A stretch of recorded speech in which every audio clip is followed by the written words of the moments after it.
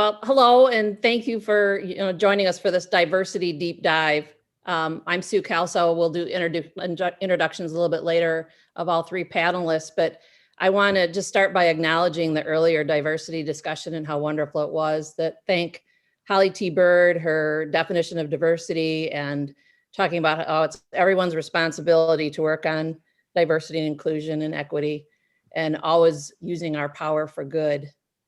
Craig Hadley talking about building community and sparking conversations, and Vester Waters talking about how he wants to be able to see, or he wants people to be able to see themselves in organizations and representation. So good stuff. And we can be flexible too. Please put things in the chat to discuss. We can use that earlier discussion as a springboard here. But to start, I would like to give all the panelists an opportunity to introduce themselves. So Amanda, would you like to go say hello and go first?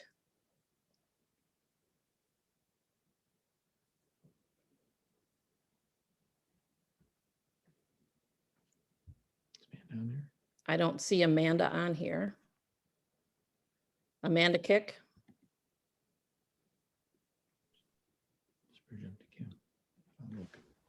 All right. Gary, I don't know if you can see where she would be at right now.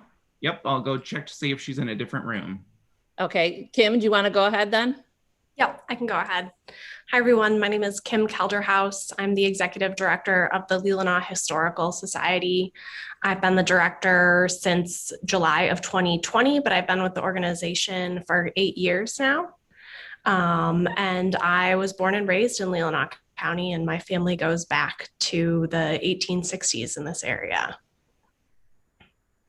Okay. Thank you, Kim. My name is Sue Klco again. I'm with the Hart Artist Residency up in Hart, Michigan, which is north of Harbor Springs, north of Harbor Springs and Petoskey, very small little rural community. My pronouns are her, she, hers, and to give you a visual description, I'm at the very upper end of middle age. I'd have to live to 120 years old. Light-skinned female wearing a brightly colored scarf that's kind of inspired by the current artist in residency we have staying in Hart right now. So just to little Zoom housekeeping, my partner here with the residency, Bill Kelso, is watching the chat, and he'll clue us in when there's questions being asked and issues that maybe we can bring up in conversation. Anything on Amanda yet? Just checking. Sure. She's coming. Okay. In one moment.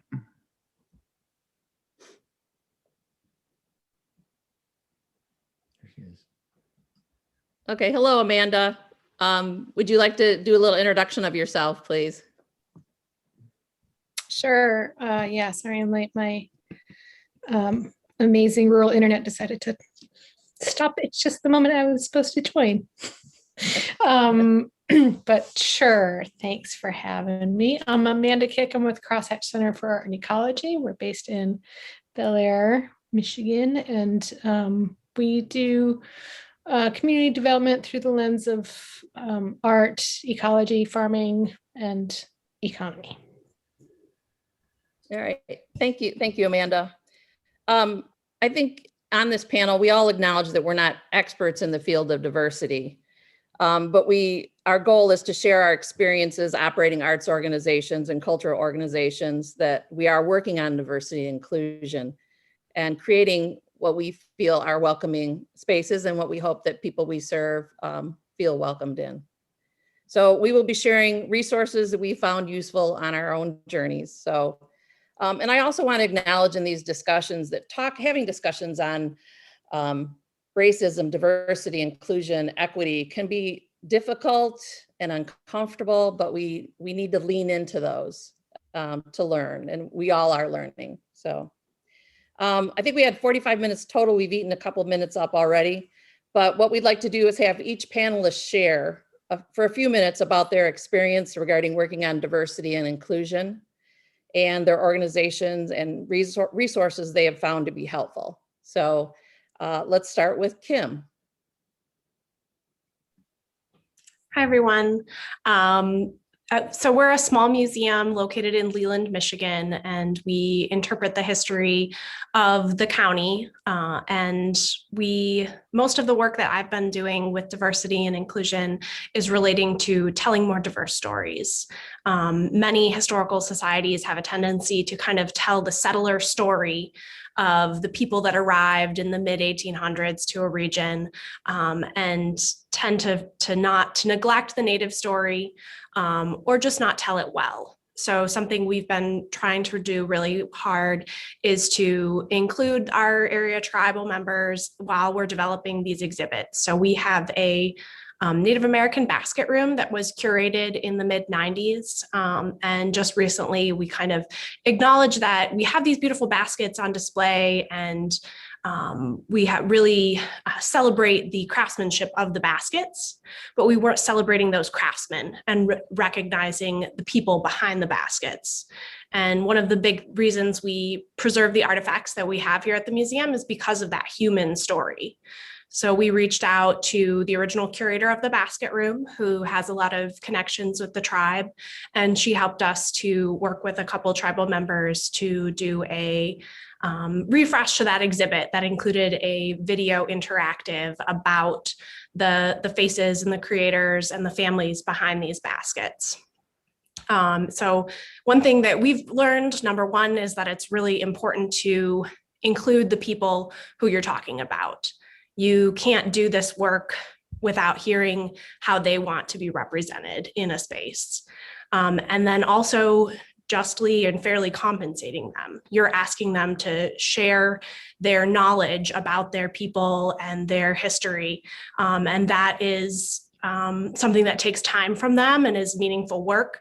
And if we were doing that with anyone else, we would likely compensate them. And now some people have said, no, I'd rather, do this on a volunteer basis, but I think it's important that it's always offered to compensate. And then something else that's near and dear to my heart that isn't necessarily museum related is something called people first language. I have a cousin in my life who has Down syndrome. And so something when my aunt first had him was she had to talk about the Down syndrome and the challenges that JC faced. And a lot of people wanted to really focus on the disability and not on the fact that he was just a young man. And so people first language is all about identifying the person first. And this is really broad, and I'm going to post some links so you can read through this more in depth. But the general idea of, instead of saying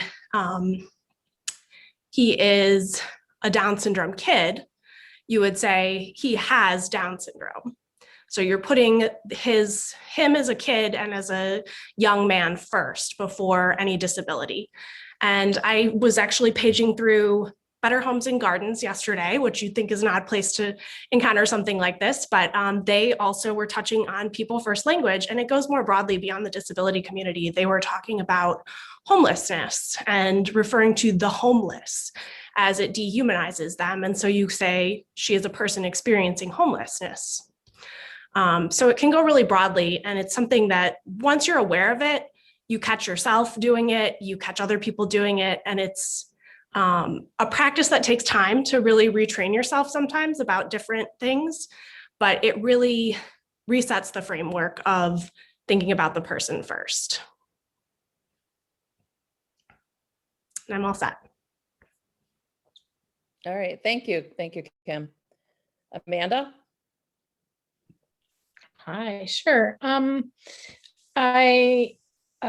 back up just a second to generally what I've been trying to do when I introduce myself in gatherings like this is introduce myself as Amanda Kick. I use she, her pronouns. Middle-aged, fair skin with brown hair and a blue shirt. And part of what that does in an introduction is it is more inclusive to people in the whole spectrum of gender, and is helpful for people with disability or on site.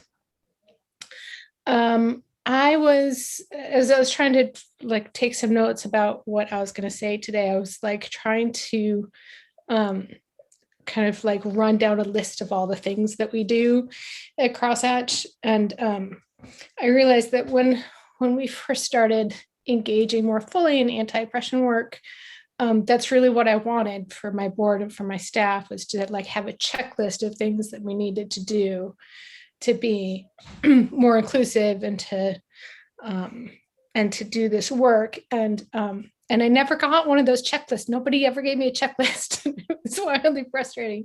And I realized that this work is just, it's a little more messy than that.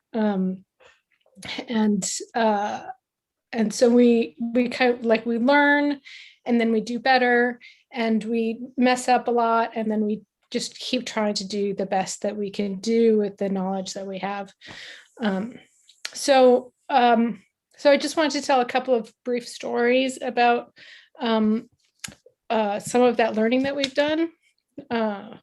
So about 10 years ago, so for a long time, Crosshatch ran an artist residency program, and it was in this sweet little cabin in the woods between Mansalona and East Jordan, and it was down this 2-track. It was really secluded, and it was this amazing space for artists to focus on creating new work. And I was doing a presentation in Detroit to the Kresge Fellows about artist residency programs in general and our program specifically. And somebody raised their hand and they were like, "Aren't there a bunch of racists up there?" And I was like, "Oh, well, yeah, yes, there are. That's a thing." But what that did is it just completely changed my perspective on the whole program, because a secluded cabin in the woods in northern Michigan to like a straight white male sounds like an adventure, and to a woman, like a single woman, like that might be a little bit scary, and to a person of color that sounds like really, really dangerous. So we really started thinking hard about what we could do to help people feel that they were in a safe space.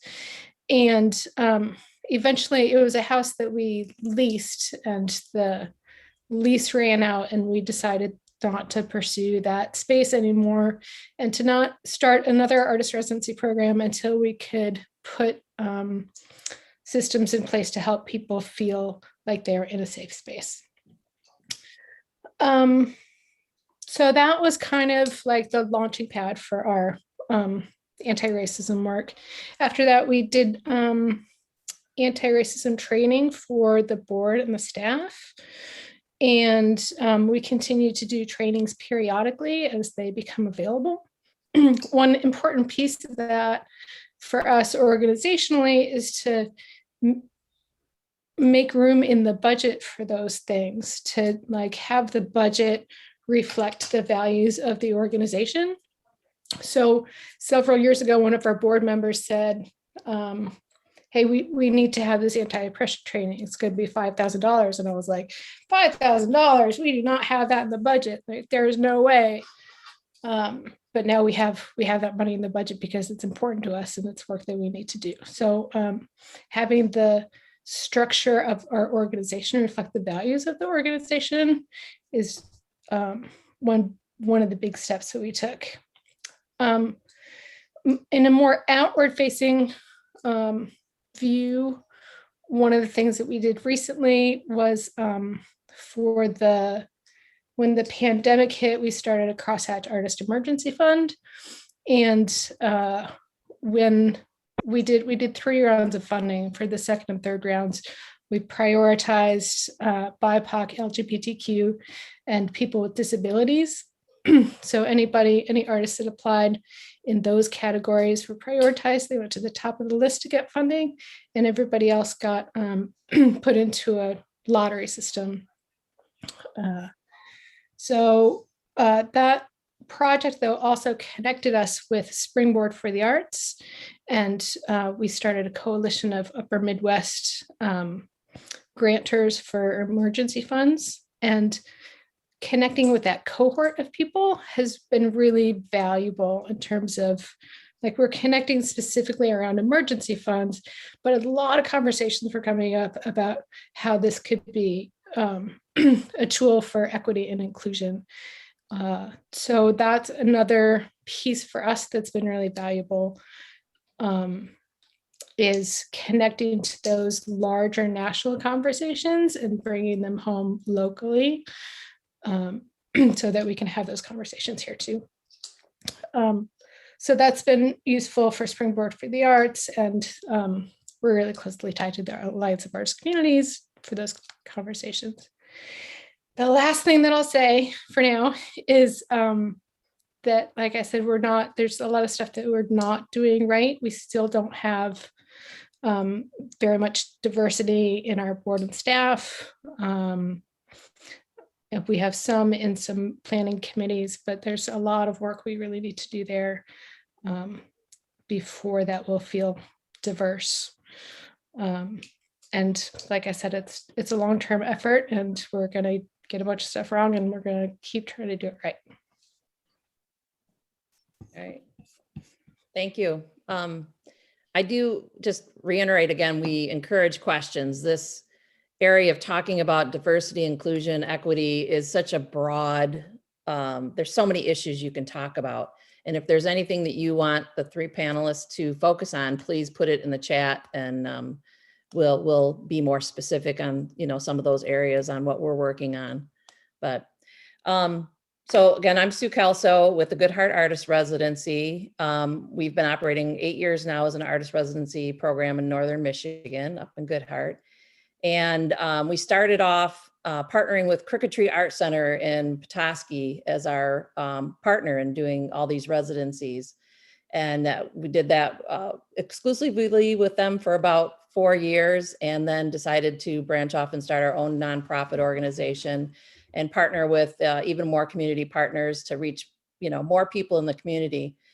But our primary focus is on bringing artists from all over the world to Good Hart to have 2 to 3 weeks of time and space to work on whatever their creative work may be. And we really try to nurture artists and connect them with the community in really meaningful ways that empower people through the arts. And after doing this for eight years, along the way, there's just many experiences that informed us on where we need to grow. And one of the areas we always tried to work on was diversity and inclusion, but to bring people up here and connect with them with communities, there's things that happen. And just to give you a couple examples, why we've really had to look at everything that we do now through a lens of diversity and inclusion is when we bring, BIPOC, LGBTQ people up here and they look around, they don't see anybody hardly that looks like them. We have to acknowledge, who we are and where we're from. This area here is very rural, 92.4% white, and resort area, and a lot of people are retired up here in this area.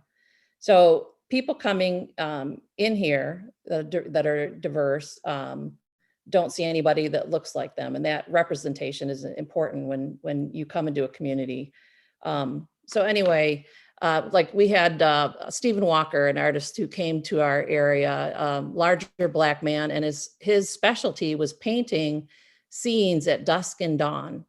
And so one of his questions right up front was, can I be comfortable? Should I, I'm a little concerned about walking around the area or setting up my, art and painting at dusk and dawn as a, large Black man in this community. And some, those experiences, we hadn't really considered. And it was eye-opening for us that we have to step into other people's shoes and kind of anticipate what we can do to make them more comfortable. So it led us into really acknowledging who we are and where we are, and committing ourselves to learning more. And we're still learning more about diversity and inclusion, and acknowledging our white privilege and continuing to work on anti-racism. But we had to set an organizational priority, on diversity and inclusion, and look at that lens at everything we do, where our money is spent, who has the power to make decisions. So, and just every aspect of the residency.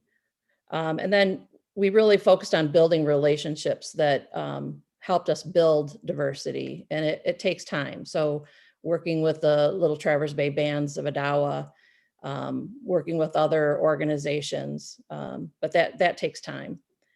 And then basically after that is taking action, putting our time and money towards those diversity and goals. And one of the things that we did was create the Elevating Diverse Voices program. And we met a wonderful art curator named Juana Williams, and built a relationship, with her over a couple year period. But when it came down to the nuts and bolts of starting the program, we had a Zoom with her because it was COVID. And when we talked to her about the program, how we want to increase diversity, we want to bring more artists of color up here. She hit us pretty hard with, well, why do you want to do that? And we had to look deeper to be able to answer those questions. We really had to look, deeply and be able to say, well, we want to be equitable in who we're offering our time and space to, and offer opportunities to people that are underserved in the arts. But also, why would somebody want to come up here?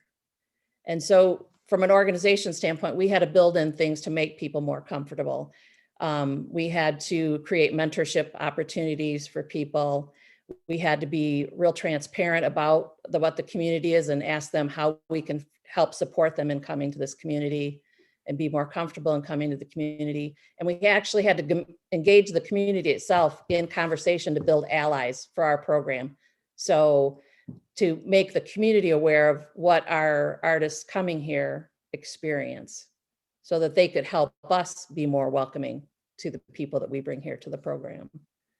So, and the other thing I wanted to talk about when the earlier diversity panel was talking, you're talking about how art is kind of used in these discussions. And I think what we've found, Bill and I are not artists ourselves, but what we found is that the artists that come here are using their art. It's a real sharing of their selves. It's a real intimate experience. And so when the community is able to experience that, see their art, see this person sharing their art, they are able to connect, they are able to start discussions, and it really just increases compassion and humanity and understanding between people. And I just think that's really important that the arts can do that in general. So I think I'll stop with that and see if there's any questions or anything, or if Kim or Amanda wanted to add anything more. All right, there's a comment here. So I know someone who's moving up in the next few weeks with 40 years of high school art teaching experience and using art to talk about race. He is looking at transition into art education consulting around diversity. Does anyone have some people that I should introduce him to? We do have a list of resources, and I don't know that I have the ability to screen share. I do. Okay, let's share our screen. Hopefully people can see that. Yes. Okay, so Amanda touched on some of these resources too, and I think Kim put a resource in the chat also. So resources that our organization has used and other people have used too to help with learning more about, diversity, inclusion, and racism and all. So national organizations like the Alliance for Artist Communities and Common Field, Title Track, which Holly T. Bird is part of, and their efforts on anti-racism education. Native Justice Coalition, Dorothy Johnson Center for Philanthropy in Grand Rapids. I think they're associated with Grand Valley. They offer like free, even lunchtime chats about like how to build diverse boards and things like that. Or year round, they provide educational programming. Allies for Change is an organization we use for training for our staff. Disability Network of Northern Michigan, I know we had them come on site to look at our facilities. That's just another little story, but we built an ADA compliant studio space and first floor of the residency, and then found out there was no way to transport a person that's in a wheelchair from the airport to our facility because we're so rural. but they helped us on a lot of the other issues on, making our place accessible. And then just a 21-day challenge. I don't remember, equity challenge. I think it was maybe through United Way. But if anybody else has other resources, please put those in the chat.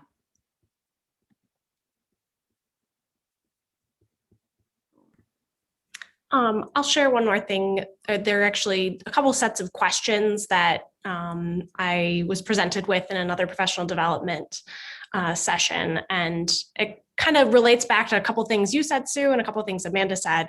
But that the question of why, you said like you wanted to bring in these, more diverse artists, and then you were asked, well, why do you want to do that? A practice of asking why 3 times related to a topic. So you really get to the heart of the matter of like why you want to do something, and just to really drill down. So that 3 whys, I think is really helpful in evaluating why you want to do something. And then the other one was these 3 questions I'm going to read off. Are we doing the right things? Are we doing things right? And how do we decide what is the right thing to do?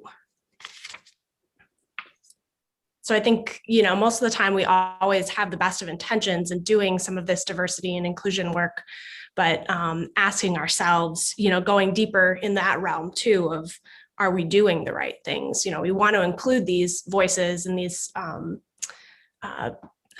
representations, but we need to figure out the right way to do that. Well, would you mind repeating those questions Yeah, again? Sure, or I can type them into the resources as well. Okay. But they were, are we doing the right things? Are we doing things right? How do we decide what is the right thing to do?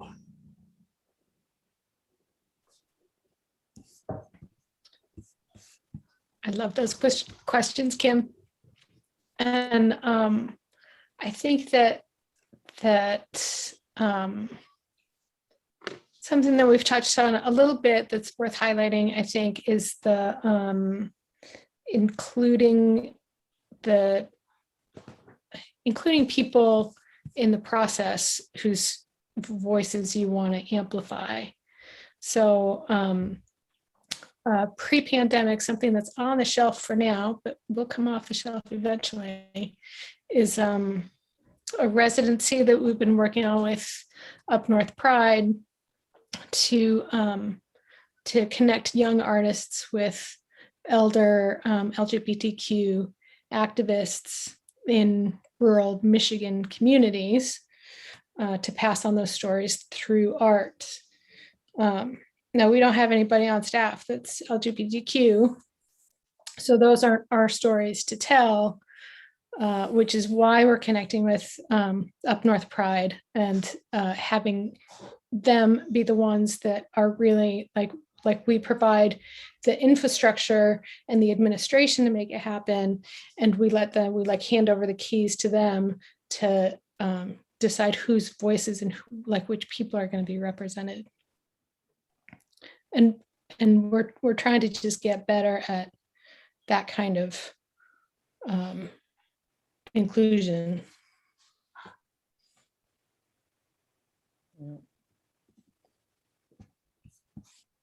Yeah, and Amanda, just to talk about the LGBTQ things and such, we've had authors here lately that just talked so strongly about the importance of representation and how they just don't hear their voice in so many things, whether it's, in art or writing or just everyday life. They, read a book and it's not about, LGBTQ characters in general.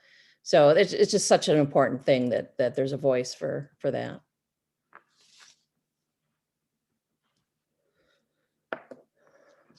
All right. There was an earlier question from the how are we doing on time here? Doing okay? Yeah. Okay. So there was a question that was thrown out at the end of the diversity panel this morning, and says, how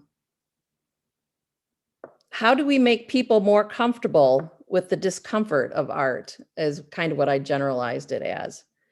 So I think they were talking about art being used for social change and how it can make people uncomfortable. But I don't know if anybody picked up on that from the earlier conversation, but I kind of wanted to throw that out there to anybody here, is how do we make people more comfortable with the discomfort potentially of art? I don't think you do. I think we have to be uncomfortable. Like we have to, I don't think we have to learn how to become more comfortable. We have to learn how to use our discomfort for good.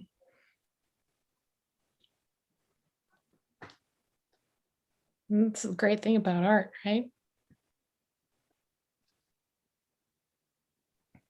I think it's probably an opportunity too to inquire what about it makes you feel uncomfortable. And I'm not going to do justice to this, but there's the dialogic method. And there's probably a couple different organizations or people who have taught this, but the version that I learned was from the oh goodness, I'll put it in the resources. It's an organization that does a lot of reconciliatory justice, and they go into really exploring deeply those emotions and why you feel uncomfortable without in a method that tries not to, bring you down for why you feel that way, but just to help you explore why you feel that way, but typically in a group setting. And so you're exploring that with people who have a diversity of life experiences and differences of opinions.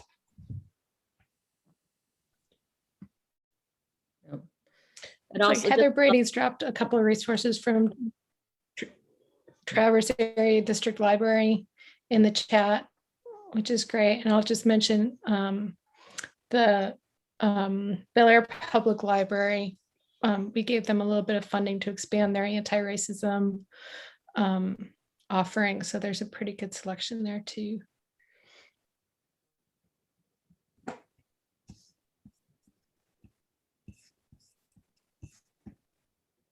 Okay. All right, well, I don't have anything to add. If there's any other questions, we'll keep the chat open here for another minute. Kim and Amanda. Daniel Stewart has a question. Oh, yeah. All right, Daniel, go ahead. Hi, thanks for noticing.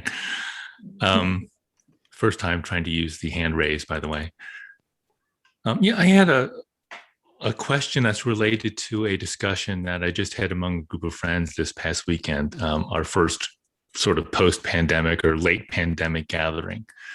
We were talking about some of these issues because of what somebody is confronting in her own family, where they have two adopted Black children who are nephews to her, and the very uncomfortable discussions they've had within the family, largely over Zoom, about the definite exclusion they faced within the family. And what had happened, unfortunately, was that by the time they began having more productive discussion, a good portion of the family members had dropped out. It was an ongoing discussion, but they simply dropped out and didn't return. And it strikes me that there's a conceptual difficulty at the heart of all of these discussions. I speak as somebody who's mixed race. And, my father's family is white, and I grew up in a community that was actually a little bit more white. It was in Ohio, but a little bit more white than the region up here. And so I've had to contend with these issues and sort of after spending a few decades trying to not contend with them. And it strikes me, given that most of my family that I encounter is white, and they're almost uniformly conservative, sort of moderate right to far right. And I think when they encounter discussions like this, their way of looking at the world is that the world is scarce and in decline. So the stories they tell around issues of what we would call social justice are to them stories primarily of contamination of a more pure and better world. So you have people who are part of the contamination who are trying to spread that contamination. The countervailing narrative, and I think it might help, I don't have much experience in this, but I think it might help, would be to be explicit about telling a quite different narrative, the opposite narrative. It's not about scarcity and decline. It's about abundance and growth. Because when you have that worldview, then the stories you tell are stories of hardship and redemption. And I think instead of focusing, as a lot of people who are resistant to this conversation see it, upon blame and guilt, then you can begin having a conversation about welcoming and even liberation. Because I think, to me, racism takes a toll on all the human beings involved, including the people who garner the most tangible benefits from it. I think there is a distinct human cost even to being the people of privilege in this conversation. And I think maybe just being more conscious that you are asking people to change their worldview, but to change it in a way that their world will grow larger, might serve some purpose in helping that discussion. I work with people who write about trauma, and what's been sort of eye-opening about dealing with trauma explicitly is that it's very difficult to do, but afterwards, and this is even verified in clinical results, people become physically a little bit healthier, because to be liberated in any way from your trauma relieves you of a constant burden. So that's sort of in many ways like a low-level infection, and it takes a toll upon your long-term health. So I don't know how that, if any of this helps, but I hope there is something. I hope there's something to add in making explicit that yes, we want to talk about a world that's different. We know that it's different, but it's different because it's going to be better. So thank you. Oh, thank you. Thank you so much for that, Daniel. Just writing down some of your words, it's two-sided. You talk about things with fear and scarcity and blame and guilt, and contrasting that with growth and positivity and abundance and welcoming. And that's such a much better column to be in. And I appreciate you sharing that perspective. So does anybody else want to add to that?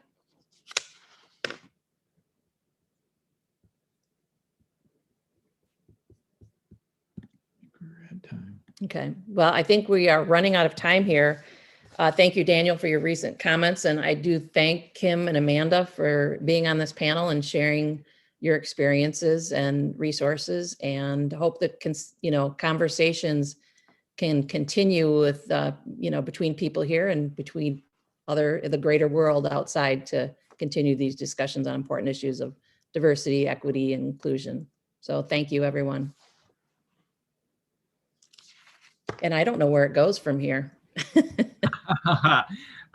We will reconvene for our breakout sessions D, E, and F, starting at 2:15. So during this time, we have about 10 minutes until we close the breakout rooms. And so feel free to take a break, do a stretch, do a walk around your home or office. Or if you have any questions for me, I'll be happy to answer them to the best of my ability. Otherwise, we'll hold tight and reconvene for 2:15 p.m. start for the next sessions.